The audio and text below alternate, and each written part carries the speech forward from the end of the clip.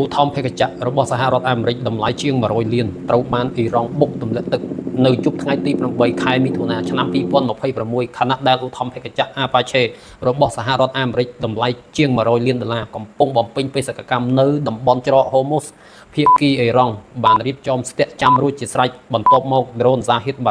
136ត្រូវបានបញ្ចេញឲ្យហោះទាបតាមផ្ទៃទឹកដើម្បីចូលវាយប្រហារលើបេសកកម្មរបស់សហរដ្ឋអាមេរិកដោយសារឧទ្ធម្ភាគចក្រ Apache ហោះក្នុងកម្ពស់ទាបត្រឹមតែ6ម៉ែត្រពីផ្ទៃទឹកបានធ្វើឲ្យសញ្ញារ៉ាដាចាំងផ្លាតត្រឡប់ទៅត្រឡប់មកហើយពិបាករកឃើញដ្រូនដែលកំពុងហោះចូលមកពេលនោះអ្នកបើកមើលឃើញដ្រូន Shahid ហោះចូលពីខាងស្ដាំគឺនៅចម្ងាយជិតពេកមិនអាចគេចទាន់ឡើយទោះបីព្យាយាមបត់គេចទៅខាងឆ្វេងក៏ដោយប៉ុន្តែយឺតពេលហើយដ្រូនបានបុកចូលតំបន់កង្ហាររបស់ឧទ្ធម្ភាគចក្រ Apache ទោះបីក្បាលគ្រាប់មិនដំណើរការផ្ទុះក៏ដោយការប៉ះទង្គិចបានបង្កការខូចខាតធ្ងន់ធ្ងរធ្វើឲ្យកង្ហារខូចនិងឧទ្ធម្ភាគចក្រធ្លាក់ចូលក្នុងទឹកអ្នកបើកទាំងពីរអ្នកនៅរស់រានមានជីវិតហើយអណ្ដែតត្រឹមកភ្លឹមរងចាំការជួយសង្គ្រោះនៅកណ្ដាលសមុទ្រកងនាវាពិឃាតរបស់សហរដ្ឋអាមេរិកបានបញ្ជូនឧទ្ធម្ភាគចក្រ Black Hawk មកសម្គាល់ទីតាំងប៉ុន្តែមិនហ៊ានចុះសង្គ្រោះភ្លាមព្រោះខ្លាចមានការវាយប្រហារបន្ថែមភាគីអ៊ីរ៉ង់បានត្រៀមកម្លាំងរួចជាស្រេចសហរដ្ឋអាមេរិកបានបដូរក្បាច់បានប្រើដ្រូនលើផ្ទៃទឹកដែលបានច្នៃពីដ្រូនបោះសម្អាតគ្រាប់មីន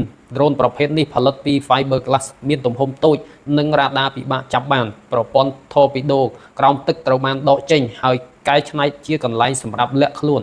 ទោះជាយ៉ាងណាខណៈដែលដ្រូនកំពុងធ្វើដំណើរលើផ្ទៃទឹកវាត្រូវបានរកឃើញដោយដ្រូន Shahid 139របស់អ៊ីរ៉ង់ភាគីអ៊ីរ៉ង់យល់ថាវាគ្រាន់តែជាដ្រូនបោះសម្អាតមានធម្មតាដូច្នេះមិនបានបើកការវាយប្រហារដ្រូនបានធ្វើដំណើរចូលទៅជិតអ្នកបើកទាំងពីរដែលកំពុងអណ្ដែតក្នុងទឹកពេលទៅដល់ទីតាំងអ្នកបើកទាំងពីរបានឡើងលាក់ខ្លួននៅផ្នែកខាងក្រោយហើយត្រូវបាននាំត្រឡប់ទៅកាន់កងនាវារបស់សហរដ្ឋអាមេរិកដោយសុវត្ថិភាពមនុស្សជាច្រើនសួរថាហេតុអ្វីអ្នកបើកមិនលោតមុនពេលឧទ្ធម្ភាគចក្រធ្លាក់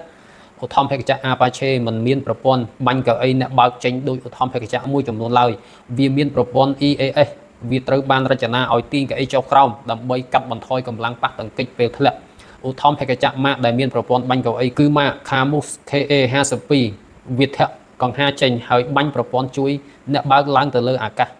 សរុបមកសហរដ្ឋអាមេរិកបានបាត់បង់ឧទ្ធម្ភាគចក្រ Apache មួយគ្រឿងប៉ុន្តែអ្នកបើកទាំងពីរអ្នកត្រូវបានជួយសង្គ្រោះដោយសុវត្ថិភាពការរស់រានមានជីវិតរបស់អ្នកបើកទាំងពីរដោយសារក្បាលគ្រាប់ដ្រូន Shahid មិនផ្ទុះប្រហែលដោយសារសំណាងនិងការការពារពីព្រះម៉ែគង្គាហើយមើលទៅបងប្អូនប្រសិនបើប្រទេសយើងមានដ្រូន Shahid ច្រើនប្រហែលជា1000 2000គ្រឿងបងប្អូនជឿតែចោលហ៊ានញ៉ៃមួយយើងអត់ខ្ញុំថាមិនហ៊ានទេបងប្អូនជួយខមមិនផង